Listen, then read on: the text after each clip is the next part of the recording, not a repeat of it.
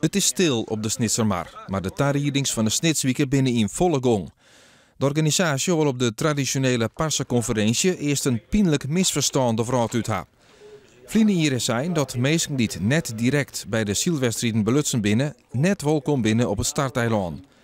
Daarmee bedoelde de organisatie baldiedige jeugd, maar een protestantse lijn uit dat zij net meer welkom wien op het starteiland. En dat zette kweerbloed. Wij zeggen ik, kom nou weer gewoon naar het eiland. Hartstikke gezellige sfeer.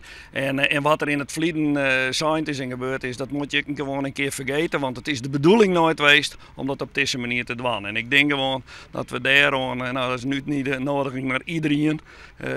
Het is hier hartstikke mooi en kom hierin. Om dat gevoel nog meer zoals uit te strielen, wordt hier Jonken het restaurant een Olympisch dorp bouwt. We gaan een sponsordorp bouwen, die link wel wat maatje. We hebben een Olympisch terras, maar zijschermen, waar sportschenkest. We gaan jongens een Friesland-Holland House bouwen. Dus maar de knipoog naar wat er in Londen gebeurt.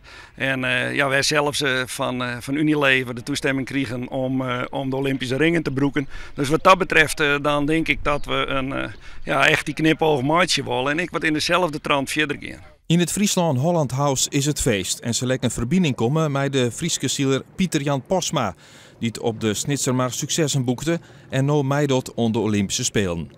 Voor het oren verhoort er net een soort bij de Snitswieken. De politie verwacht het geen grote problemen met de Iepen bij de Wadder. Ook dit hier worden weer helmcamera's inzet, want de proef van vliegen hier bevoel goed. En het feit dat ze helmcamera's op hebben, dat werkt ook preventief. Dat werkt preventief omdat men weet dat op momenten dat het echt nodig is, dat ze zullen worden opgenomen. Dus dat hun data ook zal worden gefilmd. En dat resulteert ook in minder overlast, minder problemen? Nou ja, wij hebben de indruk van wel. De organisatie zei het kleer te wijzen van de 77ste Snitswieken. Nou, het waar nog.